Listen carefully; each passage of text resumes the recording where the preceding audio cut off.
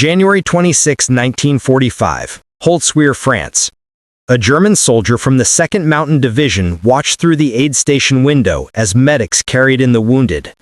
His unit had just attacked with 250 men and 6 tanks against one American lieutenant standing on a burning tank destroyer. The American had 1 machine gun. Within an hour, the German force was reduced to 70 effective soldiers.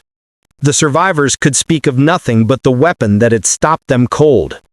The weapon was not a secret wonder weapon, not a technological marvel born in German laboratories, but a simple American machine gun that had first rolled off production lines in 1933. Yet this weapon, the Browning M2 50 caliber heavy machine gun, would become the most feared piece of equipment in the American arsenal, not because of its complexity, but because of its brutal, relentless effectiveness. The German survivors had just witnessed what would become one of the most legendary engagements in American military history. First Lieutenant Audie Murphy, wounded and alone, had climbed aboard a burning M10 tank destroyer and turned its turret-mounted 50 caliber machine gun on an entire German infantry company supported by armor. For over an hour, Murphy fired the weapon with such devastating effect that the German attack simply disintegrated. The official Medal of Honor citation, awarded by Lieutenant General Alexander Patch on June 2, 1945, confirmed that Murphy inflicted approximately 50 casualties on the attacking force. The wounds caused by 50 caliber impacts became grimly familiar to German medical personnel. Unlike rifle rounds that might wound and allow recovery, 50 caliber projectiles cause catastrophic tissue damage. The massive kinetic energy transfer meant that a hit to a limb often resulted in amputation. A hit to the torso was almost invariably fatal. German field hospitals near the front learned to recognize 50 caliber casualties by the nature of their wounds. There was little that medical personnel could do, except provide comfort and attempt to stabilize patients for evacuation. Many wounded never reached field hospitals. The medical impact extended beyond direct casualties. German units that came under sustained 50 caliber fire suffered psychological casualties, combat exhaustion, and breakdown of unit cohesion at rates higher than units that faced conventional small arms fire. Medical officers noted that soldiers who had been subjected to repeated 50 caliber attacks, even when not physically wounded, showed signs of severe stress and combat fatigue. The knowledge that the next burst of fire could not be survived by taking cover, that luck rather than skill determined survival, created a sense of helplessness that was medically and militarily significant. But the Holzwihr action was not an isolated incident. From the bocage of Normandy to the frozen forests of the Ardennes, from the deserts of North Africa to the skies over the Reich itself, German soldiers learned to recognize and fear a distinctive sound. The deep rhythmic thunder of the M2 Browning firing between 450 and 575 rounds per minute, each massive 50 caliber round carrying enough energy to punch through light armor, tear through concrete, and turn human bodies into unrecognizable wreckage. The transformation from skepticism to terror had begun 3 years earlier. The mathematics of American industrial might were about to be written, not in production statistics, but in the experience of German soldiers who faced this weapon and survived to tell about it. What they discovered would shatter their understanding of modern warfare and reveal a profound truth about American military doctrine. The United States had not built the most sophisticated heavy machine gun. They had built something far more dangerous. They had built the most reliable, most ubiquitous, and most psychologically devastating crew-served weapon in history. The hatred began, not with fear, but with contempt. September 6, 1943. The skies over Stuttgart. 388 B-17 Flying Fortresses approached Germany's industrial heartland in the first major daylight raid on the city. Luftwaffe fighter units scrambled to intercept. Among them were veterans who had shot down dozens of Allied aircraft over 2 years of combat. They were confident in their Fowler-Wolf 190 aircraft, each armed with 4 20mm cannons and 2 13mm machine guns. The German pilots rolled into their attack runs from high and ahead, standard doctrine for intercepting the American heavies. At 800 meters, they opened fire.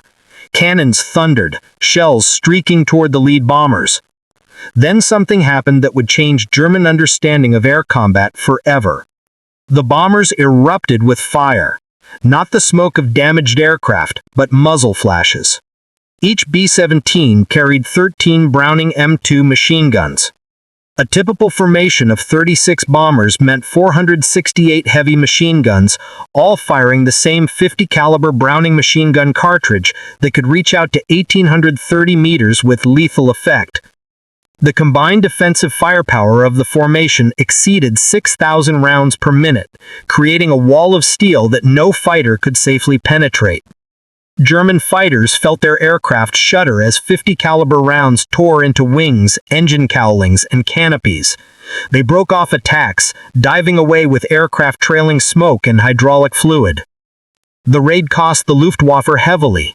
45 B-17s were lost, but German fighter losses were catastrophic for units that could no longer replace experienced pilots.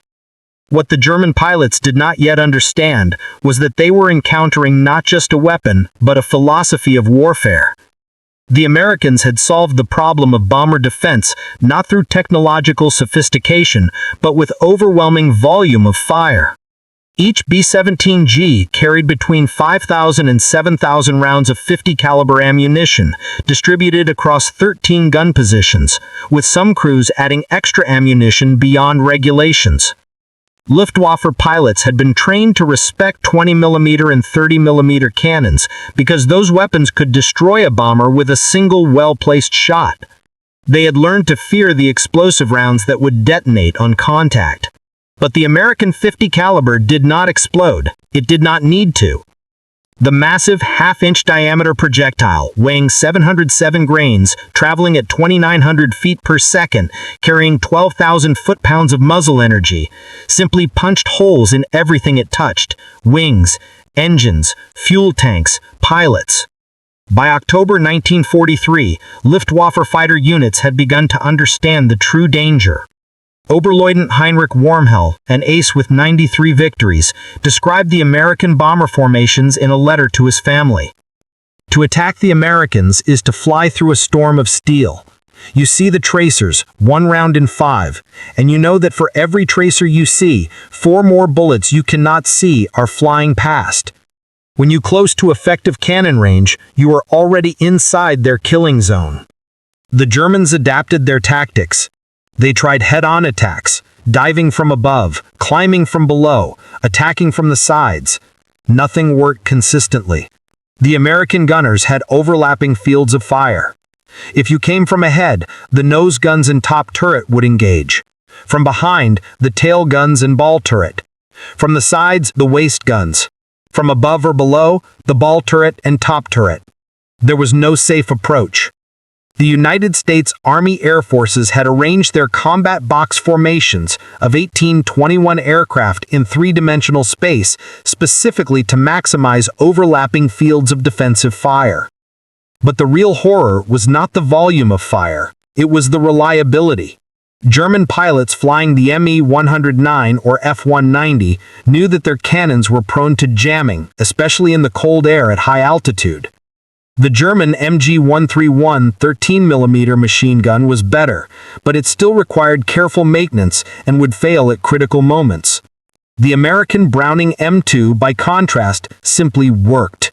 It fired continuously for hours. It operated in temperatures ranging from -40 to +40 degrees Celsius. It functioned after being hit by German cannon fire. It kept shooting even when the barrels glowed red from sustained fire. American maintenance crews would replace overheated barrels in minutes, not hours, and the gun would resume firing without missing a beat. Lieutenant Wolfgang Fischer, a Ju-88 bomber pilot who flew intercept missions over the Reich, survived the war to give testimony at the post-war Luftwaffe debriefings. His words, recorded in March 1946, captured the growing realization among German aircrew. We called the American bomber formations Die Fliegenden Festungen, the flying fortresses. But what made them true fortresses was not their armor or their formation discipline. It was those 50 caliber machine guns that never stopped firing, never jammed, never gave us an opening. We lost so many pilots, not to American fighters, but to the bomber defensive fire. It was like flying into a meat grinder. The ground war told the same story with different details. June 6, 1944, Normandy. Oberst Hans von Luck commanded elements of the 21st Panzer Division defending against the Allied invasion. Von Luck was no ordinary officer. He had fought at El Alamein, earned the Knight's Cross, and would later publish his acclaimed memoir, Panzer Commander. His division was among the first German units to encounter American forces in sustained ground combat. What von Luck discovered was that American doctrine had placed the 50 caliber machine gun on virtually every combat vehicle. Jeeps mounted them, trucks mounted them, half-tracks mounted them, tanks mounted them on turret roofs, tank destroyers mounted them, even supply vehicles carried them for convoy protection. The Americans had achieved something the Germans had never attempted: universal heavy machine gun coverage across their entire force structure. Von Luck wrote in his memoir about the tactical implications. We had been told our training and our tactical doctrine would overcome American material advantage. At Normandy, I learned the truth. The Americans did not need superior tactics. They had enough ammunition to make mistakes and still win. Their 50 caliber machine guns were on every vehicle, every position, firing continuously.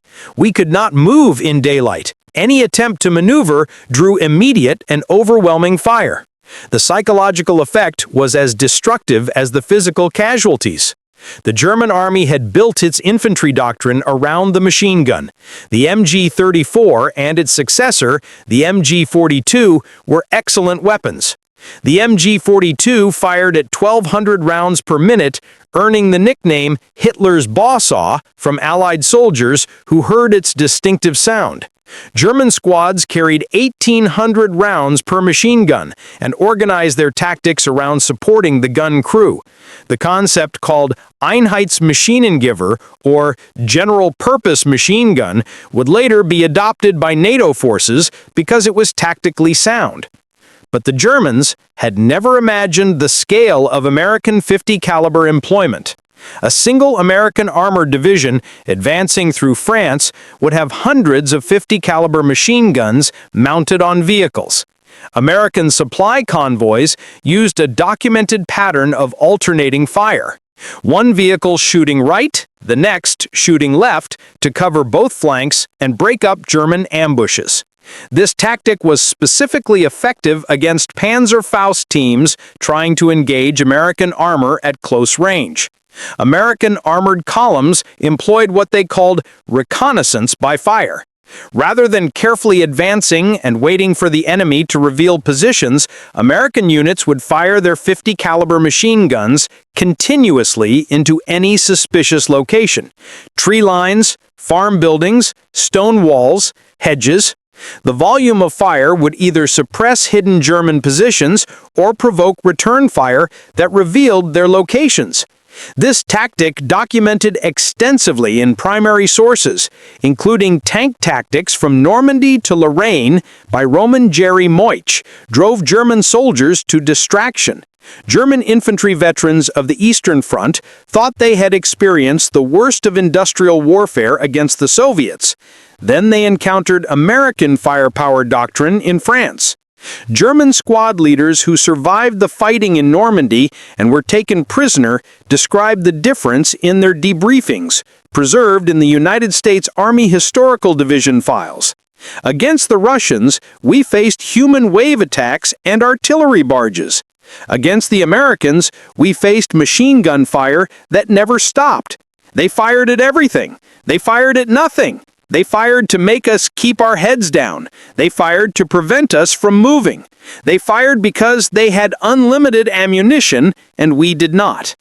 After 2 weeks fighting the Americans in the bocage, soldiers would not leave cover during daylight. It was not cowardice. It was mathematics. Movement meant death. The M16 multiple-gun motor carriage demonstrated American firepower philosophy at its most extreme. This was a half-track mounting 450 caliber machine guns in a powered turret originally designed for anti-aircraft defense. The combined rate of fire approached 2,200 rounds per minute. American soldiers called it the meat chopper or the kraut mower. Official reports from the 473rd AAA Battalion in November 1944 stated that the primary mission of the M16 half-track anti-aircraft often became its secondary mission, and it was used instead against ground troops. By late 1944, the Luftwaffe had been largely defeated over Western Europe. American anti-aircraft units found themselves repurposed for ground support operations. The M16 proved devastatingly effective against German infantry and light vehicles.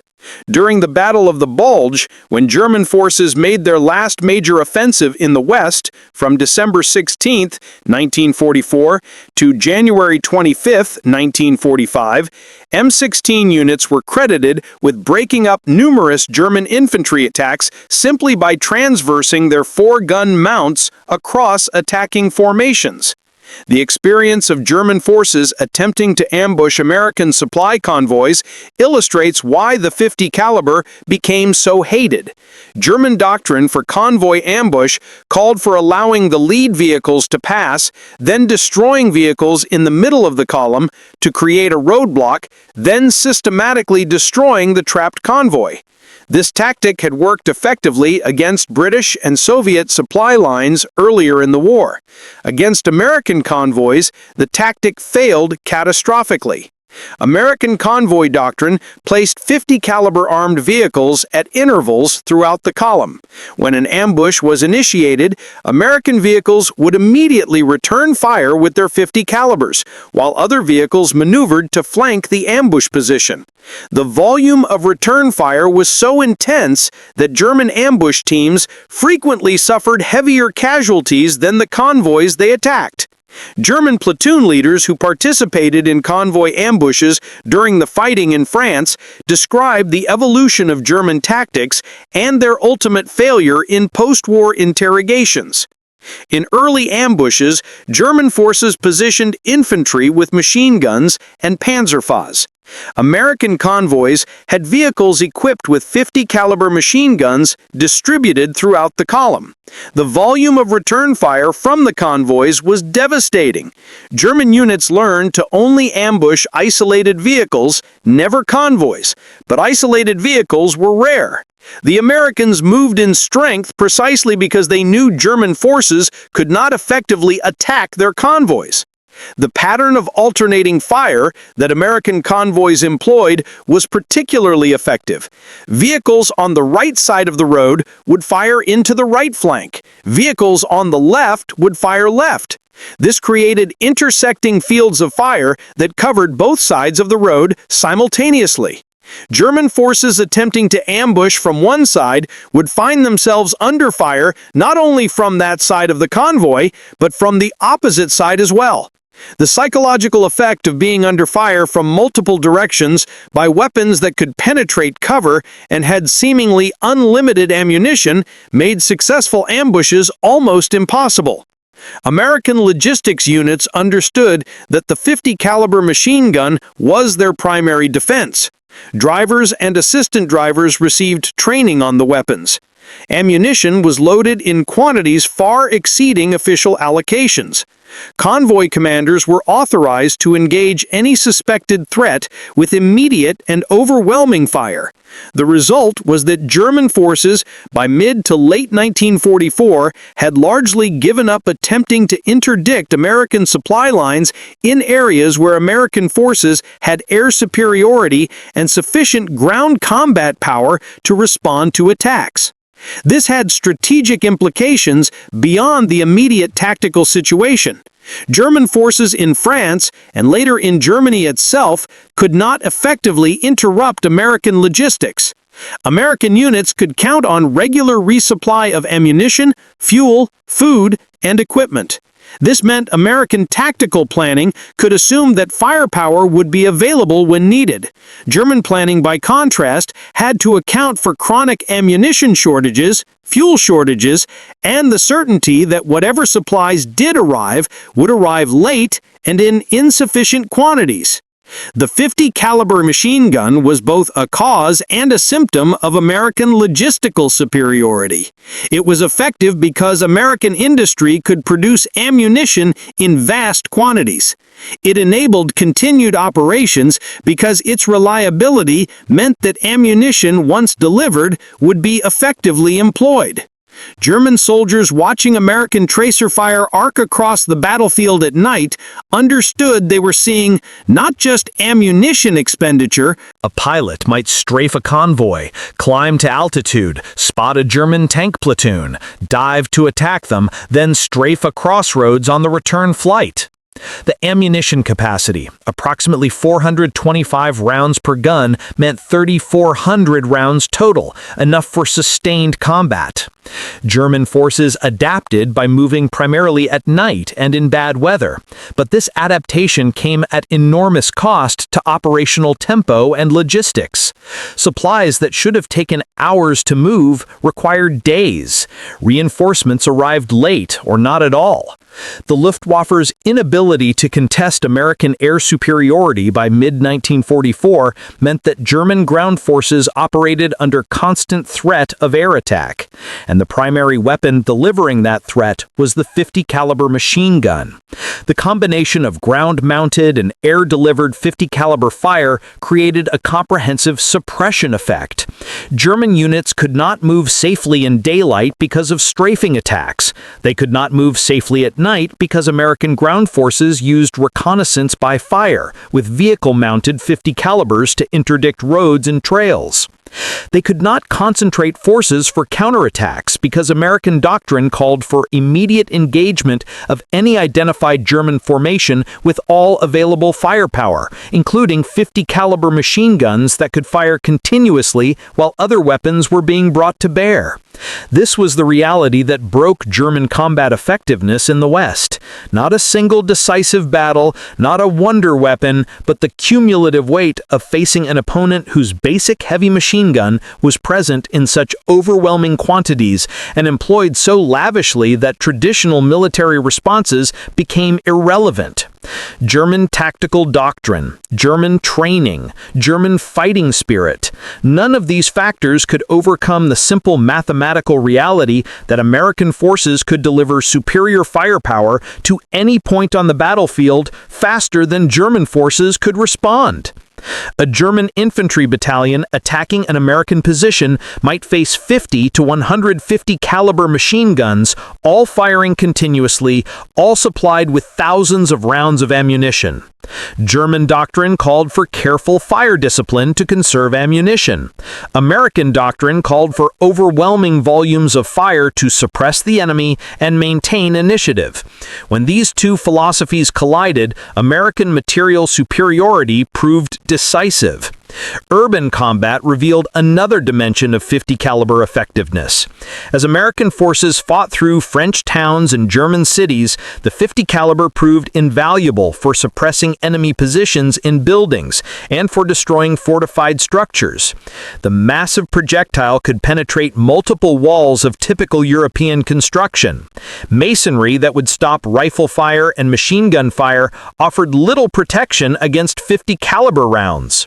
American tank commanders quickly learned to use their turret-mounted .50 calibers to suppress upper-story windows and rooftop positions before moving through urban areas. The technique was simple but devastatingly effective.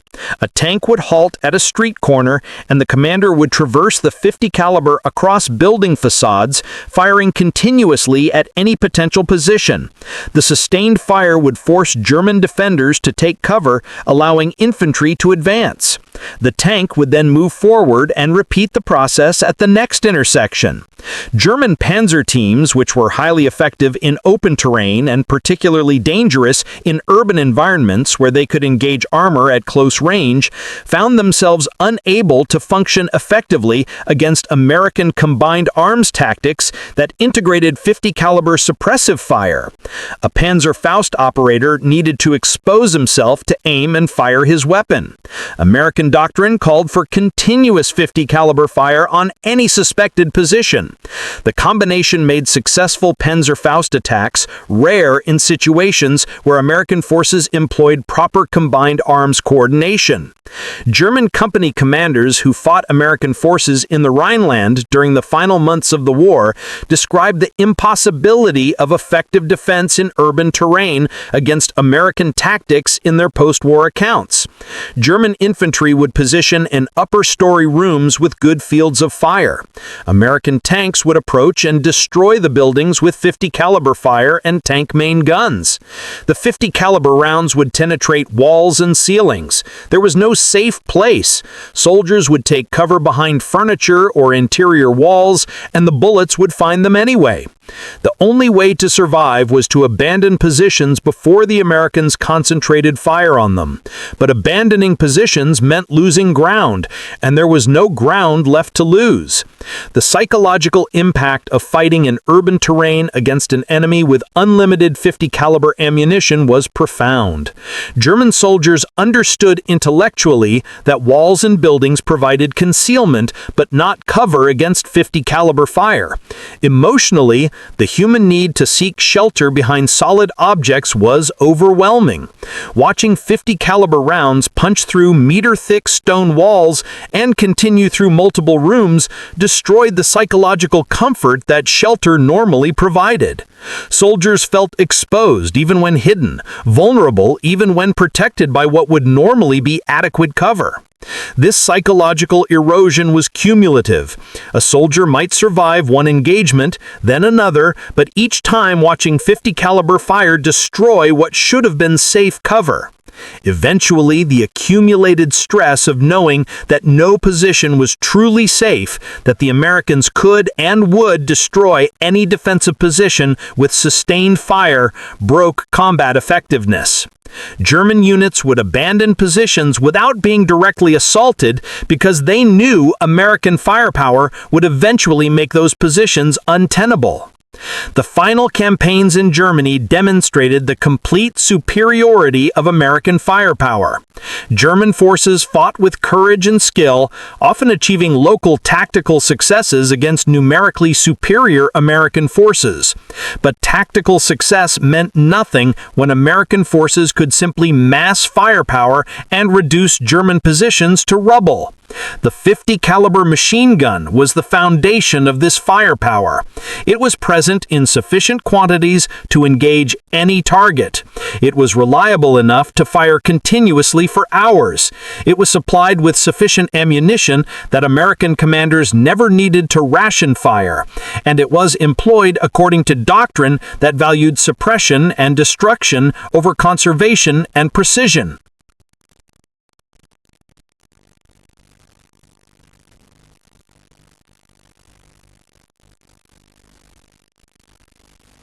You survived by luck alone. The Germans had their own tracer ammunition, but their doctrine of fire discipline meant tracers were used sparingly. A German machine gun crew might fire a burst with tracers to verify their aiming point, then switch to ball ammunition to conserve the more expensive tracer rounds. American crews fired mixed belts continuously. The visual effect of American firepower at night was therefore vastly more impressive than the German equivalent, even when German weapons had higher rates of fire. This visual dominance had practical effects beyond intimidation.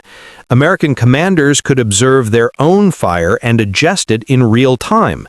If tracers were falling short of a target, the gunner could see this and correct immediately. German return fire was harder to observe because they fired fewer tracers. American units therefore had better real-time feedback on the effectiveness of their fire, allowing them to adjust and concentrate fire more effectively than German forces could manage with their more conservative use of tracer ammunition. The Germans tried to develop countermeasures.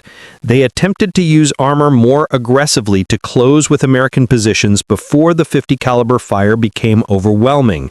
This rarely worked because American artillery and air support would engage German armor at longer ranges, forcing the Germans to fight at exactly the distances where .50 caliber fire was most effective.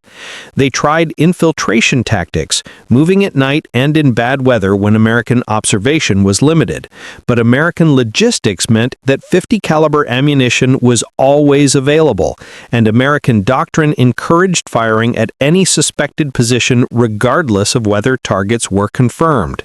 July 25, 1944. Operation Cobra.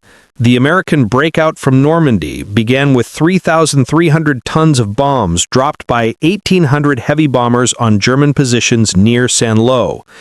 General Major Fritz Bayerlein commanded the Panzer Lehr Division, one of the elite German formations defending the sector. After the war, Bayerlein wrote extensive manuscripts for the United States Army Historical Division, analyzing the campaign. His assessment of American firepower was clinical and devastating. He wrote that by the time his division retreated from the St. Louis sector, it had been decimated, not primarily by bombing or artillery, though those were significant factors, but by the cumulative effect of constant small arms fire that prevented his forces from maneuvering effectively. American .50 caliber machine guns mounted on every vehicle meant that his troops could not move to respond to American advances without being engaged immediately. His conclusion was that Americans had solved the fundamental problem of modern warfare. They had found a way to project superior firepower without requiring superior training or tactics. Bayerlein, promoted to general lieutenant on July 20, 1944, participated in the Thickesum II Battle of the Bulge and finally surrendered in April 1945. His post-war writings would become major sources for understanding German perspectives on American combat methods. He noted repeatedly that the .50 caliber machine gun, operated by soldiers with minimal specialized training and supplied with vast quantities of ammunition, created a baseline of firepower that German forces could not match with their more sophisticated weapons and better trained crews. The winter of 1944 brought the Battle of the Bulge, Germany's last major offensive in the West. German forces achieved complete tactical surprise and initial success. For the first few days, it appeared possible that German armor might break through to the Meuse River and split the Allied armies. Then American logistics reasserted itself, and with it, the .50 caliber machine gun. American units rushed to the Ardennes carried their standard load of ammunition and equipment. This meant that even ad hoc defensive positions could bring devastating volumes of .50 caliber fire to bear on German attacks. The battle devolved into exactly the kind of grinding attrition fight that favored American material superiority. At Bastogne, surrounded American forces used their .50 caliber machine guns to devastating effect against German infantry attacks. The guns operated reliably despite temperatures well below freezing, mud, snow, and the general chaos of sustained combat. German forces made one critical error in their planning for the Bulge offensive. They assumed that bad weather would ground American air power and reduce the effectiveness of American fire superiority.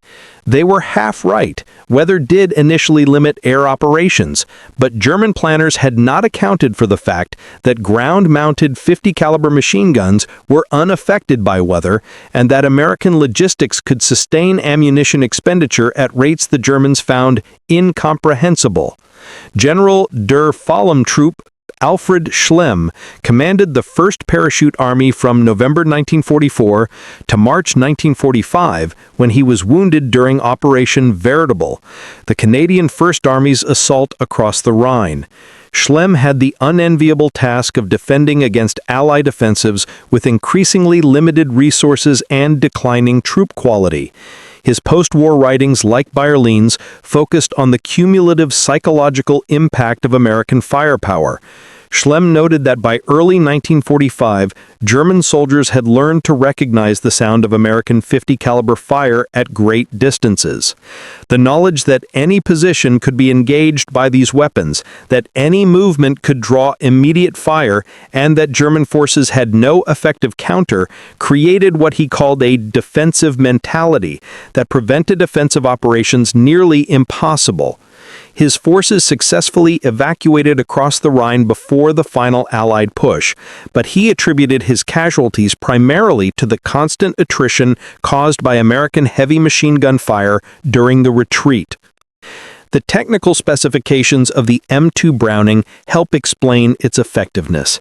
The weapon weighed 84 pounds without a tripod, 128 pounds with the M3 tripod mount. This made it heavy, but not impossibly so for a crew-served weapon. The effective range of 1,830 meters could engage targets well beyond the range of German rifles and light machine guns. The rate of fire between 450 and 575 rounds per minute was slower than the German MG-42, but faster fire rates meant nothing when German crews had limited ammunition. The .50 caliber Browning machine gun cartridge fired by the M2 carried specifications that made it effective against a wide range of targets. The standard M33 ball round achieved a muzzle velocity of 2,910 feet per second. Armor-piercing variants could penetrate 19 millimeters at 500 meters. The M8 API, armor-piercing incendiary round, penetrated 16 millimeters at the same range and ignited fuel or ammunition upon penetration. The M20 API variant, with its tracer element, penetrated 21 millimeters at the same range. This meant that while the .50 cal could not defeat the frontal armor of a Tiger or Panther tank, it could penetrate the armor of half-tracks, armored cars, and the side and rear armor of many German armored vehicles. More importantly, it could destroy truck engines, puncture fuel tanks, disable artillery pieces, and suppress infantry at ranges where return fire was ineffective. The M2's reliability stemmed from its design. John Browning had begun development in July 1917 during the First World War. The M1921 water-cooled .50 caliber machine gun, weighing 121 pounds with its water jacket, entered service but proved too heavy for mobile warfare. The M2 air-cooled version, adopted in 1933, eliminated the water cooling system and reduced weight while maintaining reliability. The basic operating principles of the weapon were simple, robust, and proven. American manufacturers, including AC Sparkplug, Frigid Air, Guide Lamp, and Colt, produced nearly 2 million .50 caliber machine guns of all models during the war years. Production of the M2 HB, the heavy barrel version that could sustain longer periods of fire, reached approximately 350,000 units total across all services and theaters. This scale of production meant that American forces never lacked for replacement weapons or spare parts. The Germans understood intellectually what they faced. Their own weapons were in many respects more sophisticated. The MG-34 and MG-42 were better suited to the role of squad automatic weapon. The German 13mm MG-131 aircraft machine gun had a higher rate of fire at 900 rounds per minute. German 20mm and 30mm aircraft cannons were more destructive per hit than any machine gun. But sophistication meant nothing in the face of overwhelming material superiority. The Americans had built a weapon that was good enough for every role it needed to fill, and had produced it in quantities that allowed universal employment. Every American bomber carried 13 M2s. Every fighter, like the P-47 Thunderbolt, carried 8 M2s. Every American combat vehicle carried at least one. American infantry companies had organic .50 caliber heavy machine gun sections.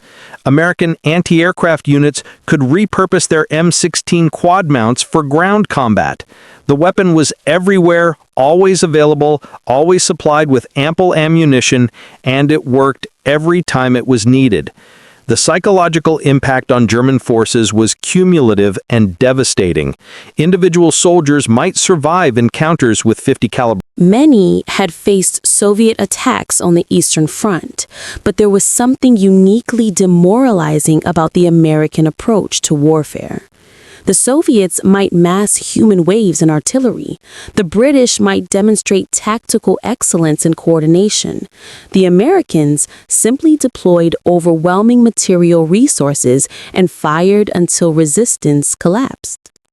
German officers found it increasingly difficult to motivate men to attack when they knew American 50 caliber fire would meet any advance. German infantry became reluctant to maneuver in daylight. German vehicles clustered in cover rather than advancing. The tactical initiative shifted permanently to the Americans, not because of superior tactics or better training, but because American doctrine, built on unlimited ammunition and reliable weapons, made German doctrine obsolete. The hatred German soldiers expressed for the 50 caliber was the resentment of craftsmen facing mass production, of skilled warriors facing industrial warfare. The 50 caliber represented everything about American warfare that the Germans found alien: the casual expenditure of ammunition, the reliance on material superiority rather than superior skill, the willingness to destroy rather than to capture or bypass. These were not the methods of soldiers in the traditional European sense. These were the methods of an industrial power that had calculated that material expenditure was cheaper than casualties and more effective than tactical elegance. After the war, German military historians and former officers provided consistent assessments. The American 50 caliber machine gun was not the most sophisticated weapon of World War II. It was not the fastest firing or the most accurate or the lightest or the most versatile. It was simply the most effective because it combined reliability, ubiquity, and overwhelming logistical support. The weapon itself was only part of the equation. The system that produced it by the millions supplied it with billions of rounds of ammunition and employed it according to doctrine that accepted material expenditure as the price of victory. That system was what defeated Germany. The legacy of the M2 Browning 50 caliber machine gun can be measured in its continued service. 80 years after it entered production, the weapon remains in active use with the United States military and armed forces around the world. It has outlasted every weapon system that opposed it in World War II. It has served in every American conflict from World War II through the present day. This longevity reflects the fundamental soundness of the design and the effectiveness of the American military philosophy it embodies. The broader strategic implications became clear only in retrospect. German military planning had assumed that superior training and tactical excellence could offset American numerical advantages. This assumption proved categorically wrong. The 50 caliber machine gun demonstrated that adequate weapons produced in overwhelming quantities and supplied without restriction trumped sophisticated weapons produced in limited numbers and supplied sparingly. German tank commanders who had defeated Soviet armor through superior tactics found themselves unable to maneuver against American combined arms teams that included multiple 50 caliber machine guns. German infantry who had mastered the tactical intricacies of the MG-42 found their expertise meaningless when American forces could simply saturate defensive positions with sustained 50 caliber fire. German pilots who had honed their skills against the RAF found themselves shredded by defensive fire from bomber formations that valued volume over precision. The lesson was universal and unforgiving. In industrial warfare, the side that can sustain higher material expenditure will prevail regardless of tactical skill disparities. The Germans had brought a craftsman's approach to a mass production war. They had optimized for efficiency when the situation demanded overwhelming force. They had conserved ammunition when their opponents could afford to expend it freely. What German soldiers learned through bitter experience was that modern industrial warfare rewards not tactical brilliance or superior training, but the capacity to sustain overwhelming material expenditure. The M2 Browning 50 caliber machine gun became the symbol and instrument of that lesson. German forces brought skill, doctrine, and determination to the battlefield. American forces brought an industrial system capable of producing and supplying heavy machine guns in quantities that made resistance mathematically futile. When those two approaches to warfare collided, the outcome was never truly in doubt.